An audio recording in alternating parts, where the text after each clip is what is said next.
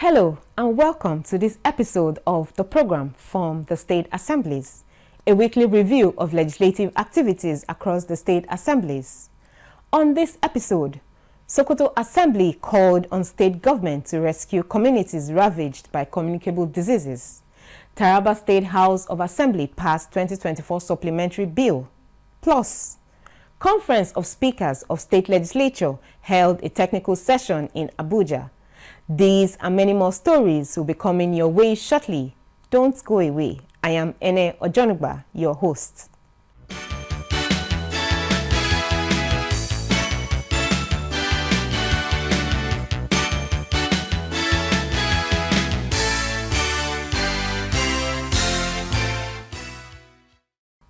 We begin with a story in Sokoto where cases of malaria, typhoid and other waterborne diseases are on the increase in Tureta local government as results of flooding in the area. As a matter of urgency, the Sokoto State House of Assembly in the week under review called on the state government to come to the aid of the affected communities. Speaker, Sokoto State House of Assembly, Tukur Bodinga, announced the House resolution at plenary. Nuruddin Adili filed the report.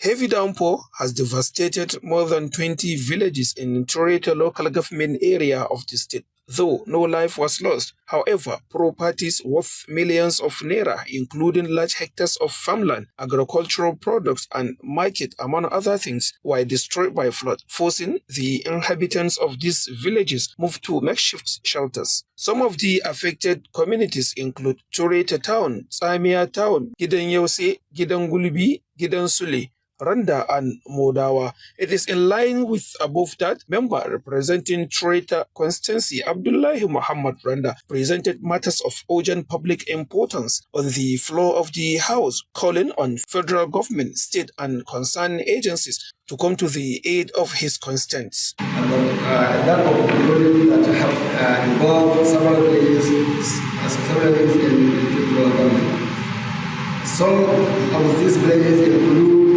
the inhabitants of and infested areas as a result of heavy rainfall experience and the over-accumulations of rainwater by Shagari dams and which wash away homes and properties. Some members contributed in support of the matter with a call on government to, as a matter of urgency, come to the rescue of the victims. About 13 and other surrounding villages that are affected in Tureta local government.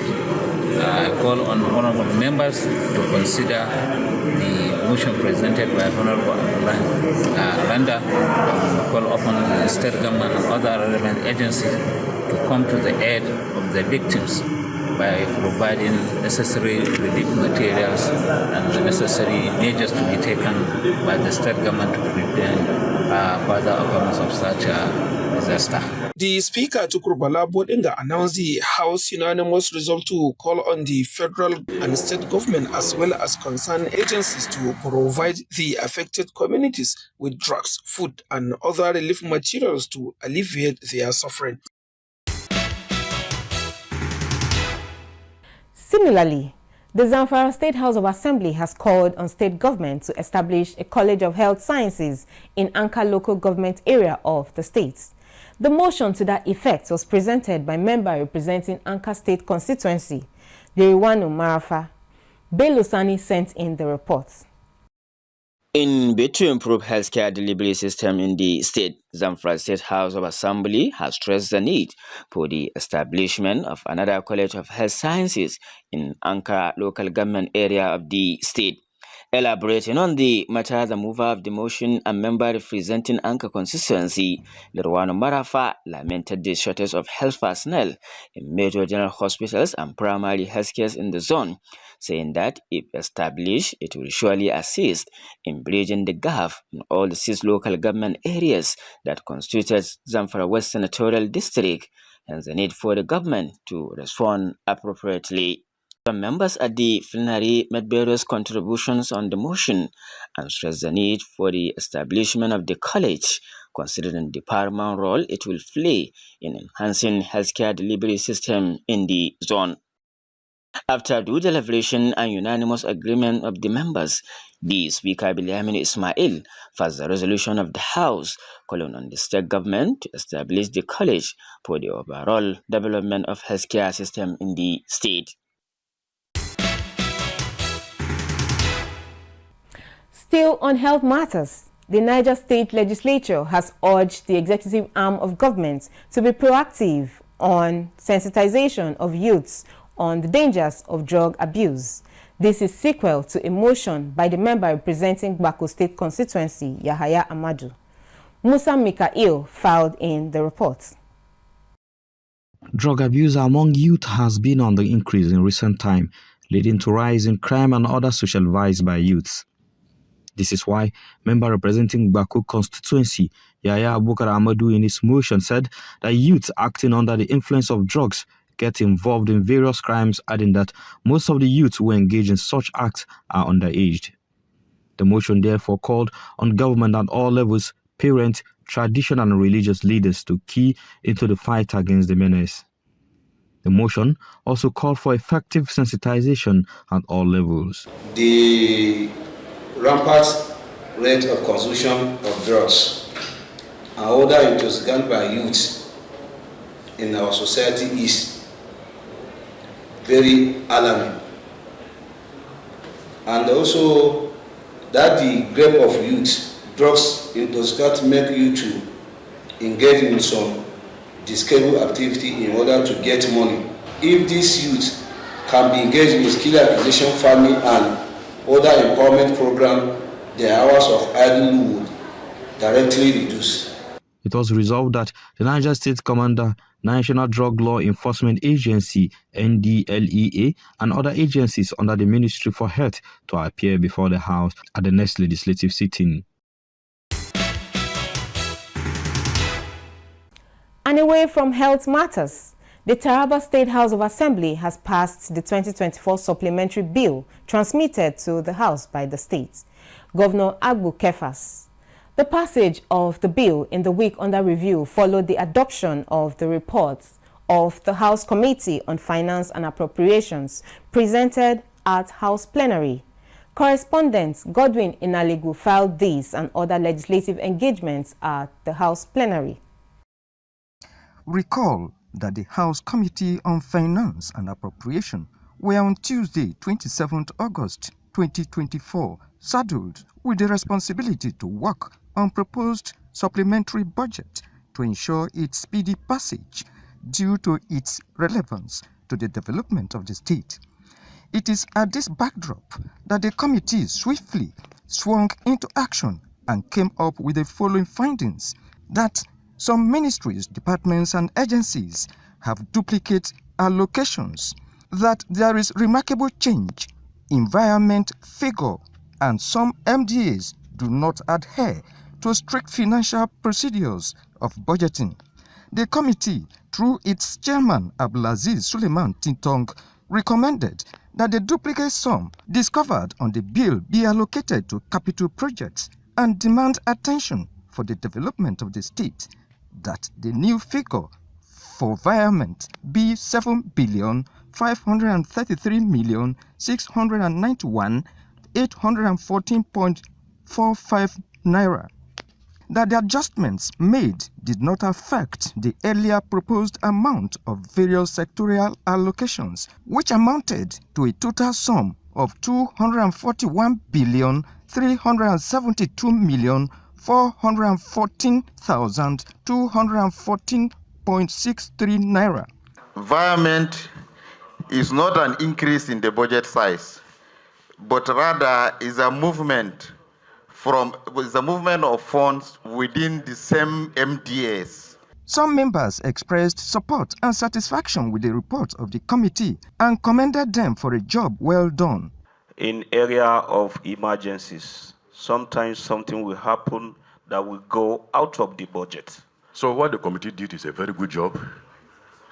I want to plead with my committee with my colleagues that we shall adopt this report.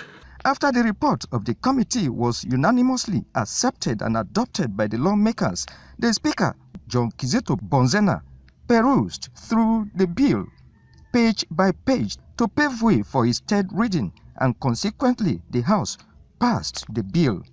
The Speaker then directed the clerk to send a clean copy of the bill to the governor for his assent. The supplementary sum of 241,424,224,214 naira 63 kobo only for the services of the state for the year ending on the 31st day of December 2024.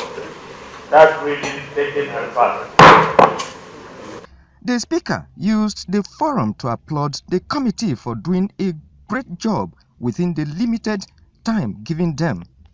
In another development, 4 executive bills forwarded to the House by the Taraba State Governor, Dr. Abukefa, sailed through first reading during the plenary, which include the Taraba State Persons with Disability Commission Establishment Bill 2024, the Taraba State Prohibition Against Human Trafficking Establishment Bill 2024, the Taraba State Waste Management Authority Establishment Bill 2024, and the Taraba State Universal Basic Education Reenactment Bill 2024. The Bill on Prohibition Against Human Trafficking and that on Persons Living with Disabilities Commission seek to provide for the prevention and elimination of trafficking in persons and provide for full integration of persons living with disabilities in the state, among others.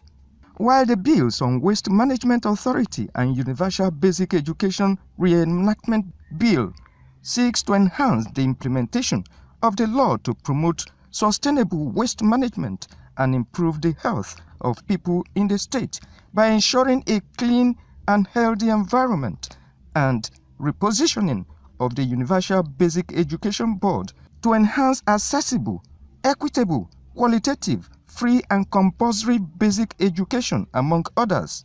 The Taraba State House of Assembly then officially proceeded on a 41-day recess to resume on the 7th of October 2024.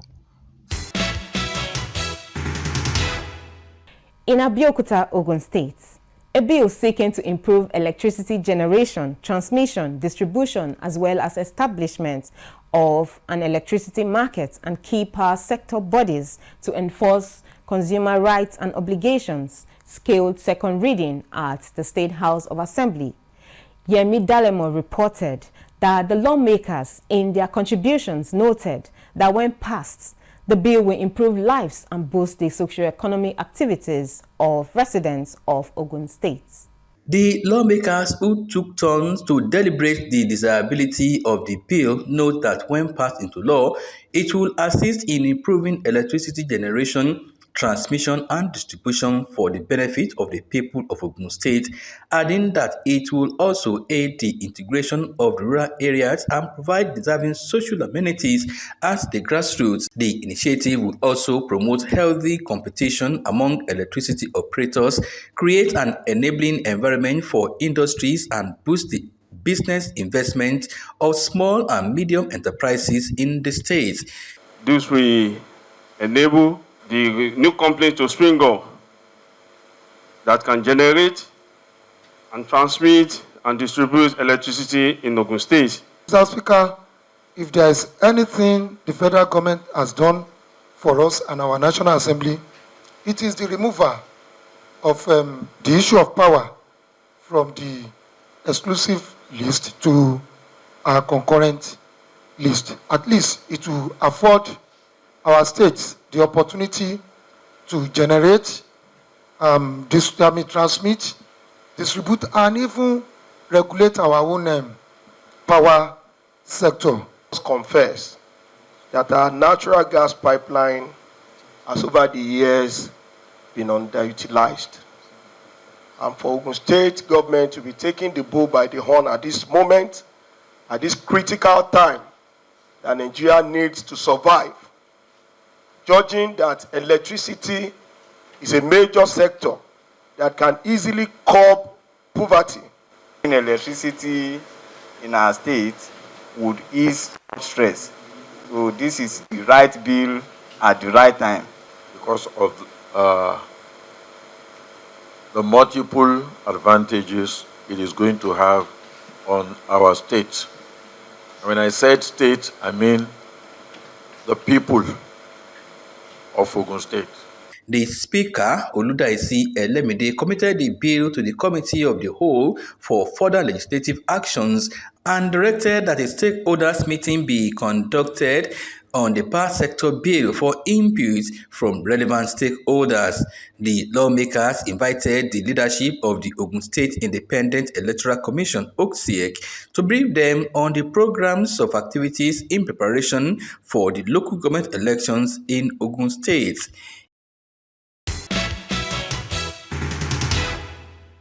Granting of financial autonomy to the state legislature through the 4th and 5th alteration of Nigeria's constitution is no doubt paving way for critical reforms in the country's legislative process.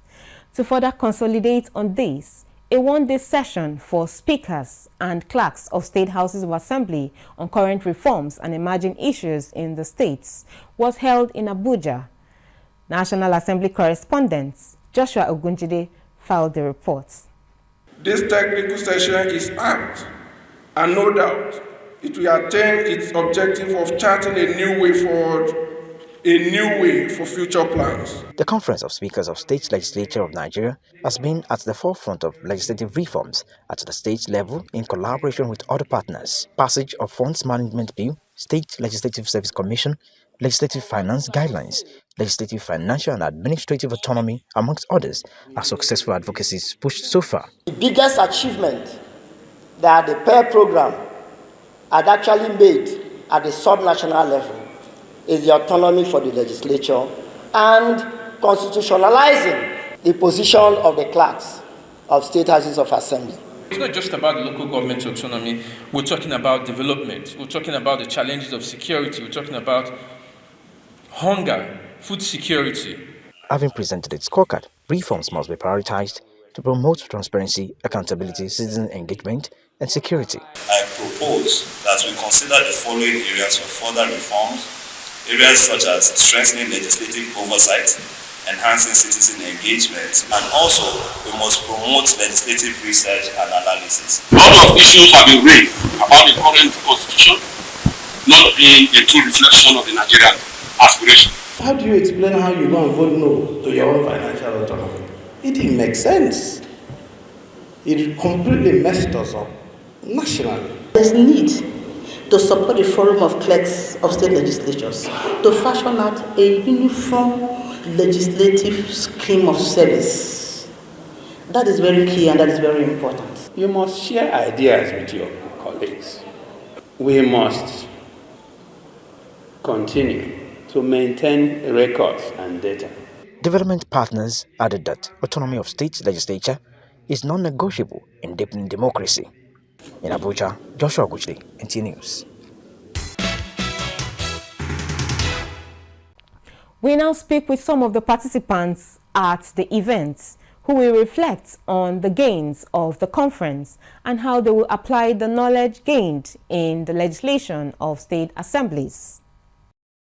Our purview as the state houses of assembly is to work and deliberate on constitutional amendment, or as it might be, a new constitution, but it has to come from top to bottom in terms of the National Assembly furnishing the state houses of assembly with this. So any other thoughts on that could be a personal one, either by each state, or it could be a holistic one. But for us in Oyo State, we are happy currently with the way things are.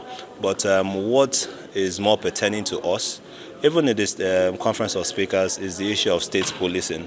Because without adequate security, then there will be a breakdown of governance. In terms of the financial autonomy for state houses of assembly, is something that we are engaging the NGF, and what we expect is a total, all-encompassing buy-in.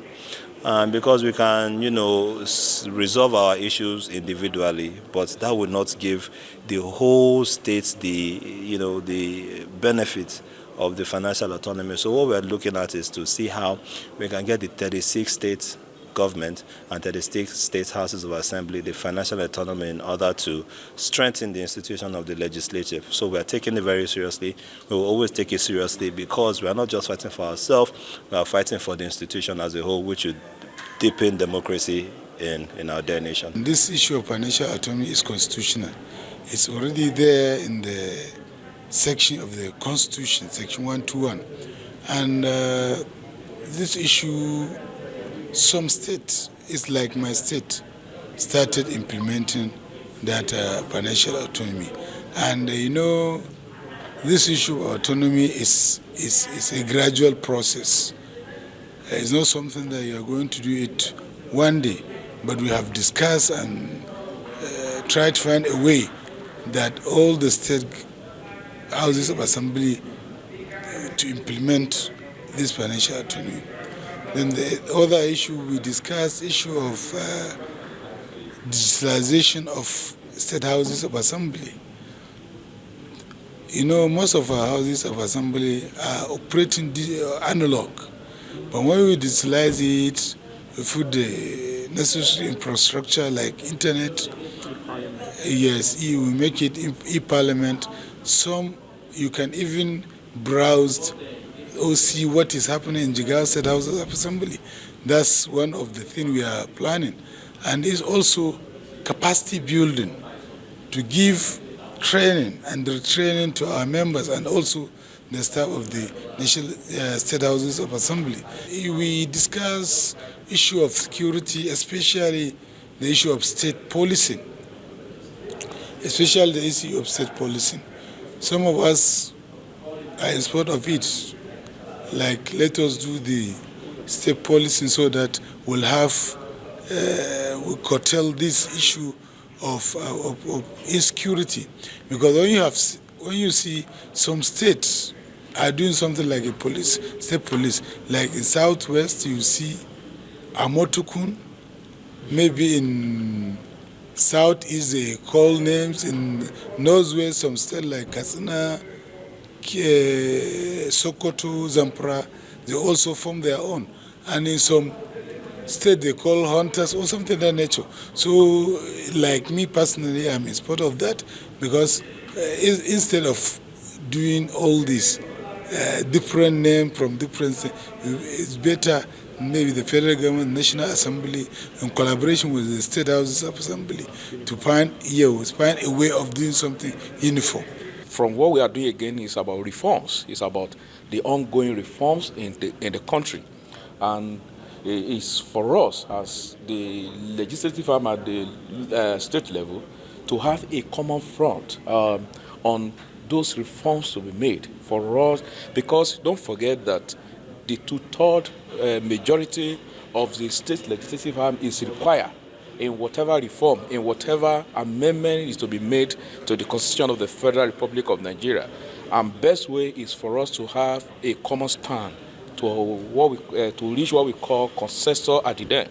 All of us at least know the positions, understand the issues, and which is what we are doing at the moment.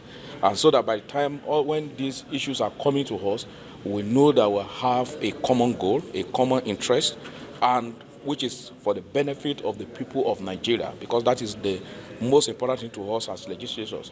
Whatever we do should be, people should be at the background of it. People should be at the front burner of it. People should be the primary and the only focus. Okay. Part of what we are looking at is the issue of security as one concern. As we all are aware that Section 14, 2B of the Constitution provides for the primary objective of any government should be security. And I am one of them who will always clamor for that will have state police, because that's the best way that we can get our security rights in this nation. I can tell you that the state local government enjoys that autonomy even before now. All we have that in Ekiti State, and whatever the Supreme Court judgment has been should also be looked into. These are in line with the Constitution of the Federal Republic of Nigeria. To me, one thing they can also take away is the oversight function of the State Assembly, particularly in relation to Section 7 of the Constitution.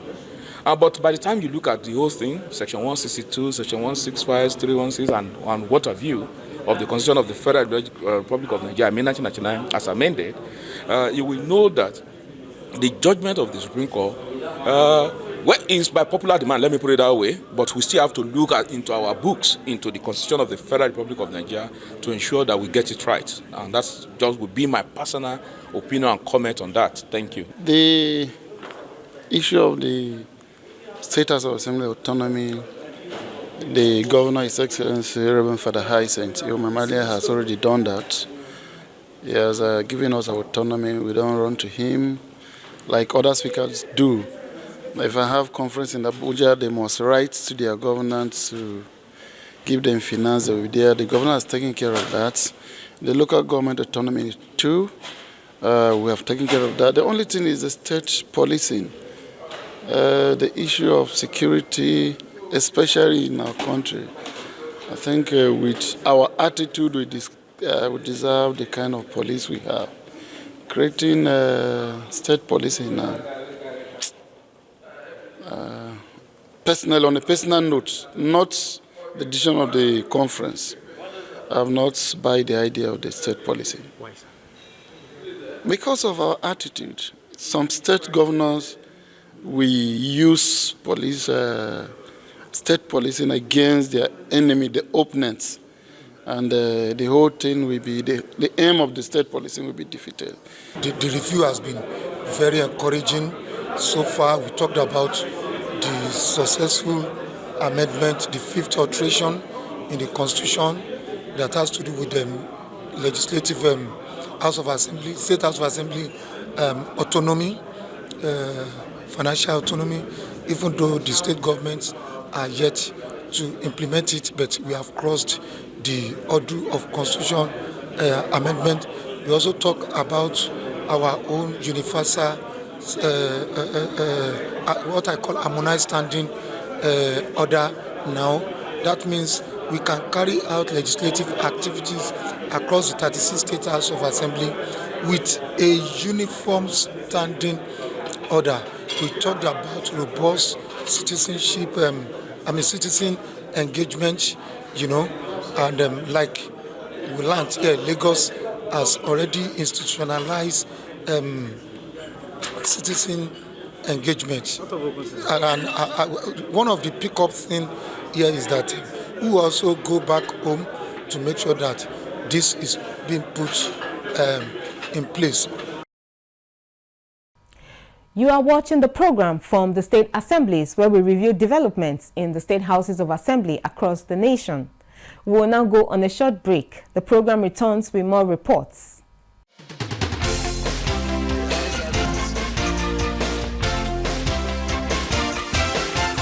NTA Parliament is a dedicated 24-hour channel that broadcasts the activities of the Nigerian Senate, Federal House of Representatives, and all the 36 state houses of assembly. NTA Parliament, strengthening Nigeria's democracy.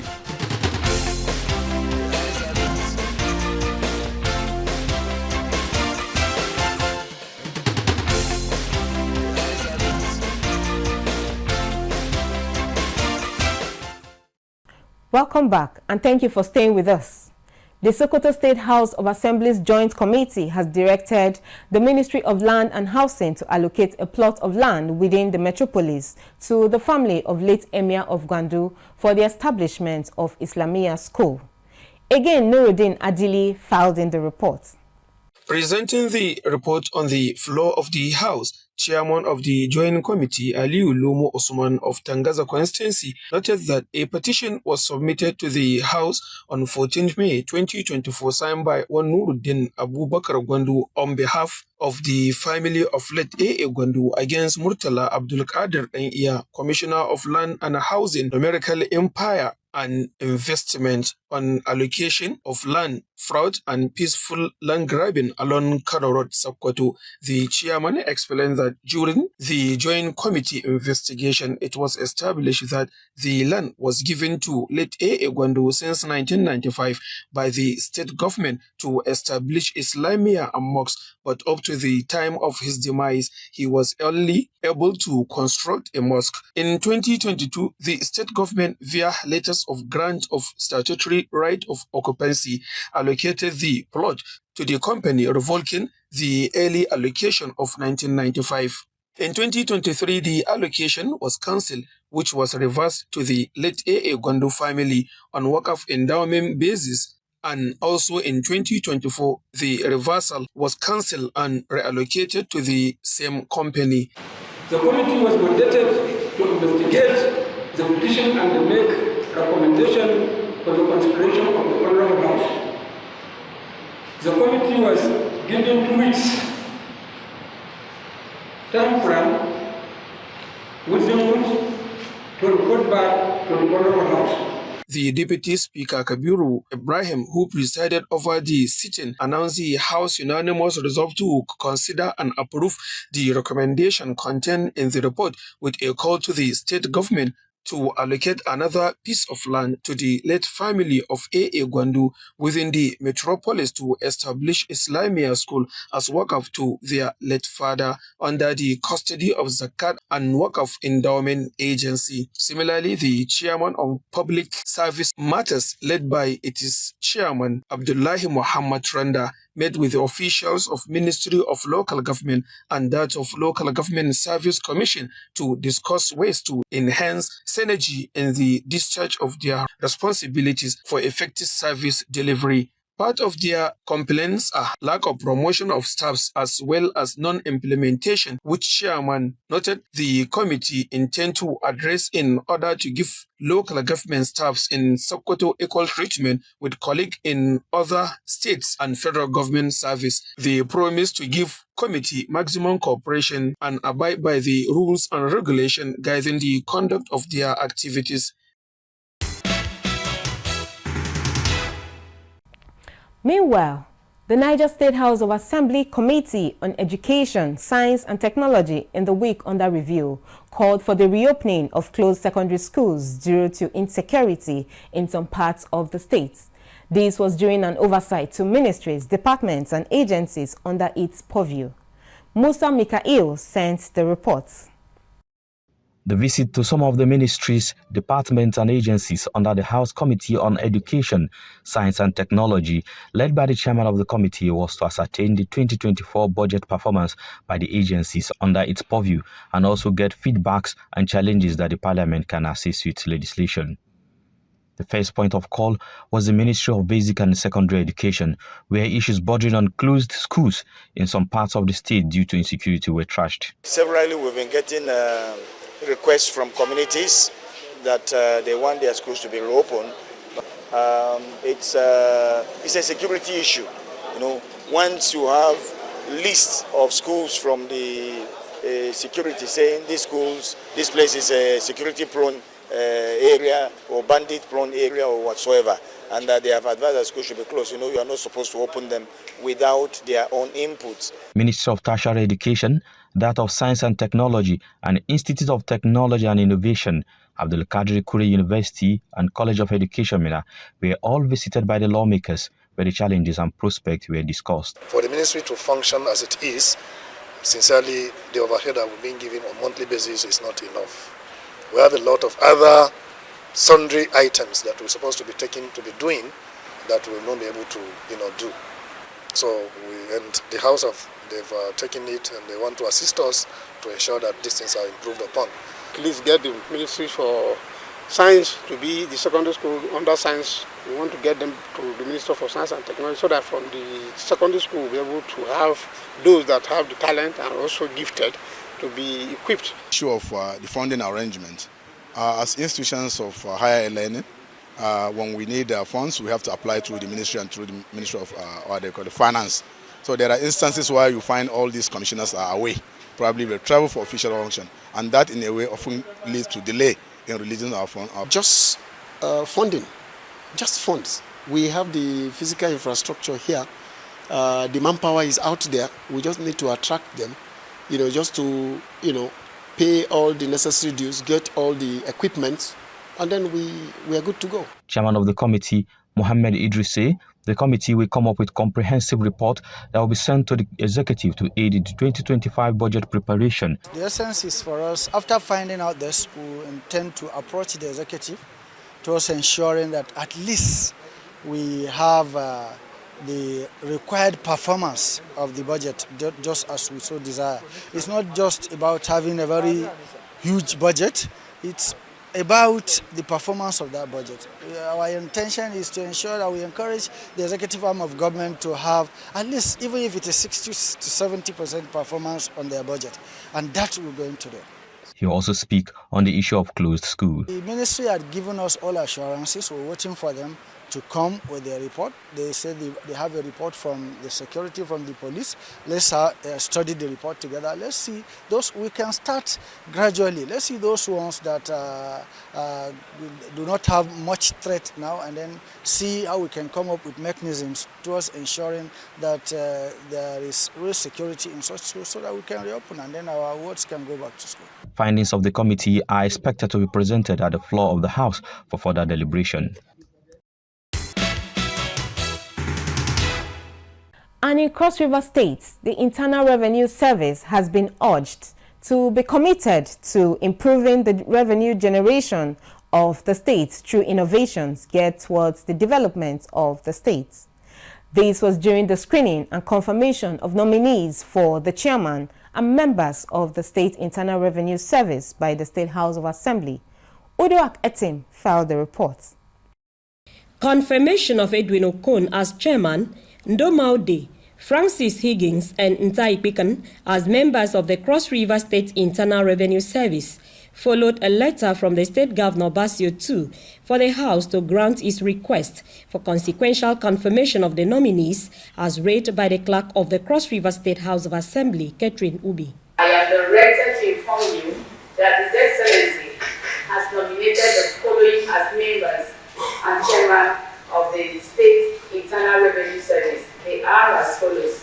1. Prince Edwin Okon, chairman. 2. Elder Dr. Ndoma Ode, member. 3. Mr. Francis Higgins, member. And 4. Barrister Tam Ibiki, member. Speaker of the 10th Assembly, Elvet Ayambem, commended the governor for appointing people with integrity and being gender sensitive, as well as spreading the appointment to the 3 senatorial districts of the state. He, however, urged the chairman and members of the Internal Revenue Service to ensure effective service delivery. The chairman has been very, very outstanding. I must commend him. I think I'm making my first comment now. Very outstanding. Actually, we directed Cross River State on the right trajectory when it comes to revenue generation. And it's very laudable. And we employ you to do even more because there is work for hard work is no work. Members of the House had earlier made their contributions. Mr. Edwin Okon is part of the success. Because our internally generated revenue has tripled. Because of his effort, he has blocked all the leakages, and it's a wonderful man. I think from where we were to where we are today is something commendable. So as chairman, Mr. Speaker, that having them here in this board, in that internally generated revenue board, is a good thing to Cross River State. Edwin Okon has taken Cross River State a leap back to our revenue generation that we used to have today in Cross River State. The chairman of Internal Revenue Service, Edwin Okon, highlighted several innovation and initiatives geared towards improving the state's revenue generation. Harmonizing the taxes following what the federal government is doing, because we want to reduce the number of taxes as much as possible to make life easy for people. The chairman also stated that the inclusion of new members into Internal Revenue Service team will increase their capacity for revenue generation. In Borno, The State House of Assembly in the week under review received 2 executive communications during its sitting, including that of the Deputy Governor Umar Kadafu, seeking for annual leave. Keigama Mustafa filed the report.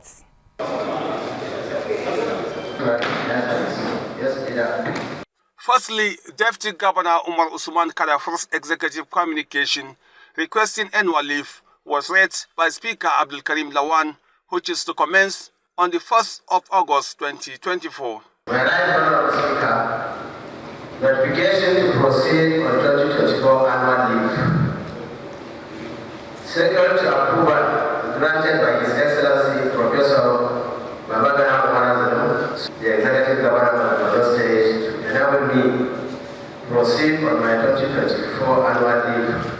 Also, the House Committee on Budget and Appropriation, chaired by member representing Kaga constituency Mustapha Ali Bebeni Sheikh, presented its report on the special buyment warrant sent by the State Governor, Professor Babagana Umar Zulum, for legislative consideration.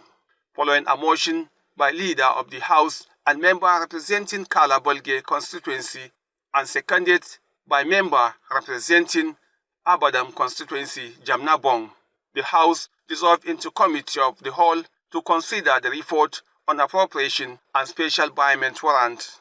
After deliberations, Speaker Abdul Karim Lawan announced that the House had considered the report, approving the sum of 18,694,630,482 naira for appropriation and special buyment warrant. Recommended, therefore, following to the Honorable House for consideration and approval. The current expenditure consisted of 843,189,582 naira 50 kobo. External expenditure for service-wide boards, 4,383,332,700 kobo. Subtotal 5,126,522,282 naira 50 kobo. The House subsequently adjourned its sitting.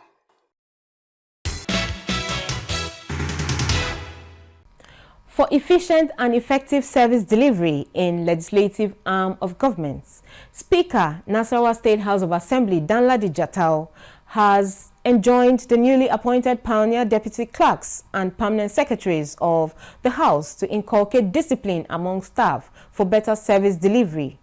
He stated this when he hosted the pioneer deputy clerks on familiarization visit to him. Adams Abdul Kadri filed the report. The newly appointed pioneer deputy clerks and permanent secretaries include Ibrahim Musa, Legislative Services, Alkali Haruna, Finance and Accounts, and Barrister Obiri Oji, Legal Services. Others are Adiza Musa Bako, Administration and Supplies, Rosia Kumbugu, Publication and Information, and Howens as Deputy Clerk, Permanent Secretary on Planning, Research and Statistics of the House. Playing host to the newly appointed deputy clerks and permanent secretaries, Danladi Jatau assures them and other staff of the House of improved welfare for job efficiency and optimal productivity. He charged the deputy clerks to be good ambassadors of the State House of Assembly at all times, promising to continue to improve on workplace efficiency. What I need from you is please and please, there must be discipline. There must be discipline. As manager staff of this organization, you have to establish a very sound discipline. In an organization where there is no discipline, there will be chaos in that organization. Punctuality and other things that I expected to move this place forward, we're expecting it from you. The acting clerk of the House, Ibrahim Musa, appreciated the Speaker for their elevation to the ranks of permanent secretaries in the state. The principal aim of this meeting is to come and show appreciation towards the elevation of some of the directors, or all the directors, to the status of permanent secretaries in this house. Because if something could happen to you, you have to show appreciation. And if I can recall, going back to historical background of the bill, you are part of the architect of this bill. When I was the secretary of that committee, I know your contribution during that time, because you have a foresight and we are happy. It is really your time that we have been given the appointment as deputy clerks to various academies. So we are here principally today to commend you, to salute you, and to appreciate you. The appointments follow the enactment of law tagged Nasarawa State House of Assembly Service Commission Reenactment Law 2023, which came into operation on the 20th day of August 2023. In another development, member representing Toto Gadabuke State Constituency in Nasarawa, Muhammad Isimbabe of the New Nigeria People's Party (NNPP) in the week under review defected to the All Progressives Congress (APC) at House Plenary. Adams Abdul Kadri sent in the report. In line with the consent of his constituents, member representing Toto Gadabuke, Mohammed Garba Isimbabe, has pitched tent with the ruling party All Progressive Congress (APC). Out of the 24 members, APC now has 11 members, PDP 9, SDP 3, and NNP 1. The Speaker of the State House of Assembly joyfully received the member, expressing happiness over the decision, saying it is as a result of the gains recorded by APC in the state and the country at large. You see, it's a decision of somebody to belong to any political party of his choice. He was in NNPP, and he has made consultation with his people, his constituents, and they also suggested to him that the best way to play his politics is to join the ruling party, which is the APC. And that is he was a member of this party before, and it wasn't favorable for him, and he decided, because he has the people, he decided to join the other party, and today he found himself in the State Assembly. So going back to APC is not a new thing, because that's the original home that he belongs to before. And that is a very good step he has taken. APC chairman, Nasarawa State Chapter, Alu Bello, was optimistic that more Dikampis will join the ruling party from the State Assembly. He has seen what our governor is doing, what our party is doing, because politics is local. He has seen what our government is doing in Nasarawa State, and he is looking for a window, and that window has come, because since the beginning of ANPP, there have been a lot of crises, there have been a lot of division, and where a party has two logos, two headquarters of the party in Abuja, this one suspended, this one. So at least he is a productive member. He wants to do something for his members. So in a situation of chaos, in a situation of rancor, in a situation of crisis, a productive member like Isimbabi cannot strive. That is why he decided that, look, I have a home that I left. And for me to do a productive legislative to my constituent, it is better I joined my home. To interest you to know that before taking these decisions, I had gone around my 6 wards, we have had meetings, and they have all understood that yes, the party is in crisis at the national, and I need to concentrate, and I need to be able to belong to the ruling party in the state to be able to give them the right dividends of democracy as required. Perhaps, yes, the party is divided at the top level, but that is not the issue. That is just a ground for him to defect. But the real issue is in the constituency. When all his supporters are saying, come back to this party, and he has the ground, what can he do? So I welcome him, because I am also a member of the APC. Meanwhile, Speaker had earlier decorated his head, who got promoted from inspector to the rank of Assistant Superintendent of Police.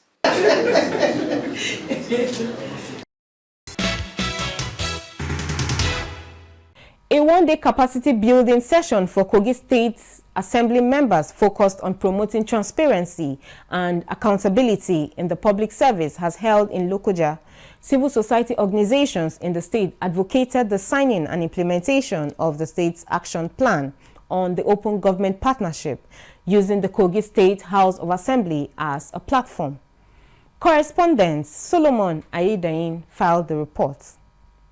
The Open Government Partnership, OGP, is an initiative designed to increase citizen participation in governance by promoting transparency, accountability, public participation, and technological innovation. OGP seeks to create a more open and inclusive government. Established in 2011, the OGP has gained traction, with Kogi State joining the partnership in 2022. Since then, the state has committed to improving fiscal transparency, strengthening public procurement processes, ensuring access to information, enhancing service delivery, and fostering transparency in the extractive sector. To empower the Kogi State House of Assembly, the Initiative for Grassroots Advancement in Nigeria, INGRA, a non-governmental organization, organized a capacity building workshop. The training intends to educate state legislators on the principles of OGP. We feel that we need to begin to raise the awareness of legislators in terms of what is the principles of OGP, and then how do they perform their oversight functions in terms of appropriation for funds for OGP activities. Civil society organizations emphasize the need for sustainable capacity building, oversight, and monitoring mechanisms. They also highlighted the importance of continued stakeholder engagement and collaboration. The legislators were urged to leverage the OGP through their standing committees to promote good governance in Kogi State. I'm not taking it home. I should take it back to the assemblies and report to my leadership. Actually, the open government participation and or partnership, rather, I think it's a welcome development. The workshop concluded with a call to action for Kogi State legislators to use their constitutional powers to engage the executive branch, pushing for the signing and implementation of the state's action plan on OGP. That concludes this episode of the program from the State Assemblies. Remember, you can still watch our news and other programs on our social media handles scrolling on your screen. See you next time. I am Ene Ojonugba. Thank you for watching and bye for now.